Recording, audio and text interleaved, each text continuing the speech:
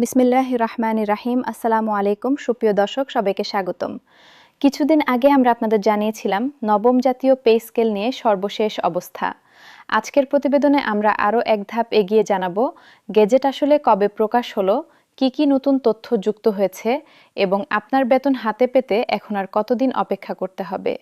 তাই প্রতিবেদনটি শেষ পর্যন্ত দেখুন, কারণ আজকের আপডেটে এমন কিছু তথ্য আছে যা আগের প্রতিবেদনে ছিল না।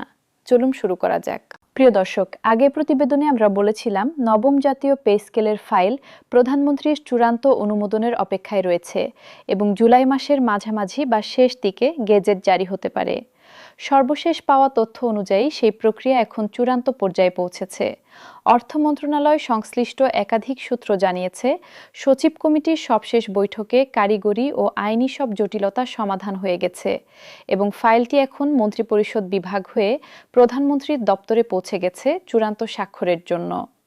মন্ত্রিপরিষদ সচিব নাসিমুল গনির নেতৃত্বাধীন কমিটি সূত্রে জানা গেছে, 2 ধাপে বাস্তবায়নের যে সিদ্ধান্তের কথা আগে বলা হয়েছিল তা চূড়ান্তভাবে বহাল রাখা হয়েছে। অর্থাৎ প্রথম ধাপেই শতভাগ মূল বেতন কার্যকর হচ্ছে এবং দ্বিতীয় ধাপে বাকি ভাতা ও সুযোগ সুবিধাগুলো ধাপে ধাপে সমন্বয় করা হবে। এখন প্রিয় দর্শক, আসা যাক আজকের সবচেয়ে গুরুত্বপূর্ণ তথ্যে। সূত্র বলছে, প্রধানমন্ত্রীর চূড়ান্ত অনুমোদনের পর অর্থ বিভাগ থেকে আনুষ্ঠানিক প্রজ্ঞাপন জারির প্রস্তুতি প্রায় শেষ পর্যায়ে।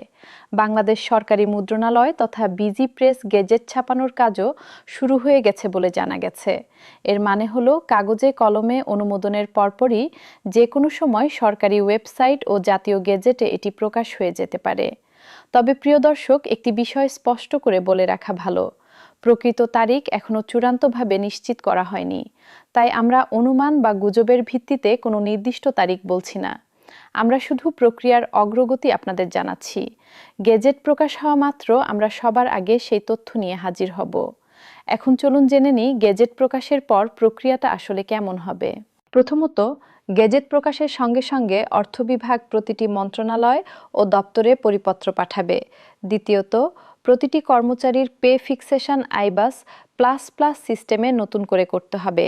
তৃতীয়ত, হিসাবরক্ষণ অফিসগুলো প্রতিটি কর্মচারীর জুলাই থেকে হিসাব করা বকেয়া অর্থাৎ এরিয়ার আলাদাভাবে গণনা করবে এবং সবশেষে নতুন বেতন ও বকেয়া অর্থ একসঙ্গে ব্যাংক হিসাবে জমা হবে। সংশ্লিষ্টরা বলছেন, এই পুরো প্রক্রিয়া সম্পন্ন হতে গেজেট প্রকাশের পর সাধারণত 4 থেকে 6 সপ্তাহ সময় লাগতে পারে। ফলে যারা ভাবছেন গেজেট প্রকাশ হলেই সঙ্গে সঙ্গে টাকা হাতে চলে আসবে, তাদের জন্য এই তথ্যটুকু মাথায় রাখা জরুরি।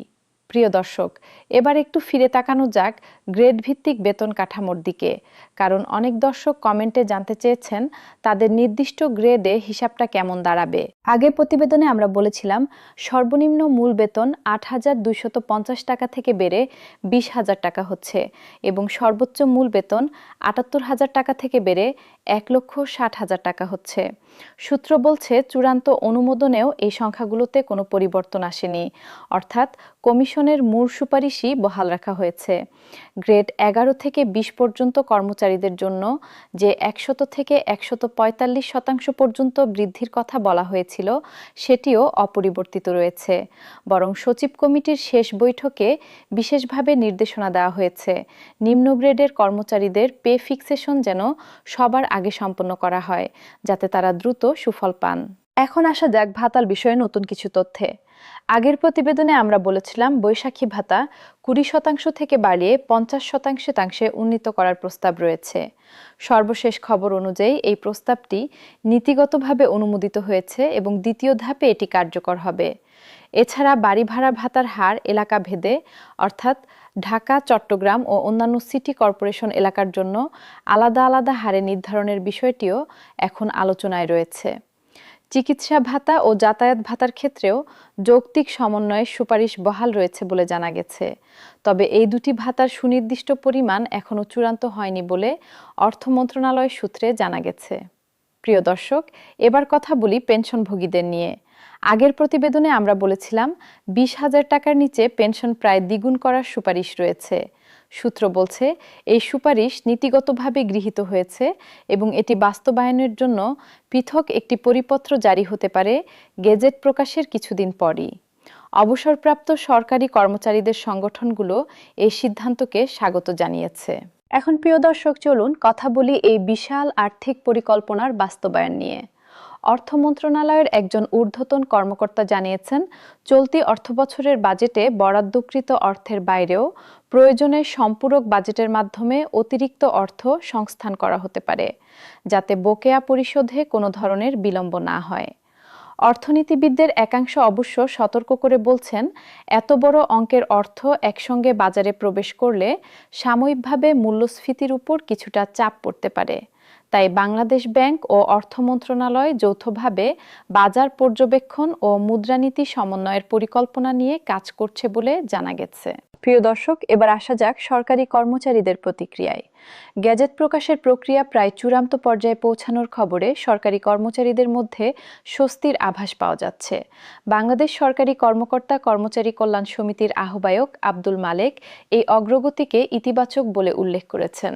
তবে তিনি একই সঙ্গে দাবি জানিয়েছেন, গ্যাজেট প্রকাশের পর যেন দ্রুততম সময়ে পে ফিক্সেশন ও বকেয়া পরিশোধ সম্পন্ন করা হয়, বিশেষ করে অবসরের কাছাকাছি থাকা কর্মচারীদের ক্ষেত্রে। এখন সংক্ষেপে আজকের গুরুত্বপূর্ণ পয়েন্টগুলো আরেকবার মনে করিয়ে দিই। প্রথমত, নবম জাতীয় পে স্কেলের গেজেট প্রকাশের প্রক্রিয়া এখন চূড়ান্ত পর্যায়ে, ছাপানোর কাজও শুরু হয়েছে।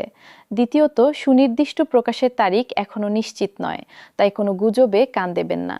তৃতীয়ত, 2 ধাপে বাস্তবায়নের সিদ্ধান্ত বহাল রয়েছে। প্রথম ধাপেই শতভাগ মূল বেতন কার্যকর হচ্ছে। চতুর্থত, গেজেট প্রকাশের পর পে ফিক্সেশন ও বকেয়া পরিশোধ প্রক্রিয়া সম্পন্ন হতে 4 থেকে 6 সপ্তাহ সময় লাগতে পারে। পঞ্চমত, বৈশাখী ভাতা ও পেনশন সংক্রান্ত সুপারিশগুলো নীতিগতভাবে অনুমোদিত হয়েছে। প্রিয় দর্শক, গেজেট প্রকাশ হওয়া মাত্রই বিস্তারিত তথ্য নিয়ে আমরা আবার হাজির হব, তাই চ্যানেলটি সাবস্ক্রাইব করে রাখুন এবং নোটিফিকেশন বেল আইকনে ক্লিক করে রাখুন। আপনার মতামত আমাদের কাছে গুরুত্বপূর্ণ। আপনি কোন গ্রেডে আছেন এবং নতুন পে স্কেলের এই আপডেট নিয়ে আপনার প্রতিক্রিয়া কি তা কমেন্ট বক্সে জানান। আজকের প্রতিবেদন এখানেই শেষ করছি। সবাই ভালো থাকুন, সুস্থ থাকুন। আল্লাহ হাফেজ।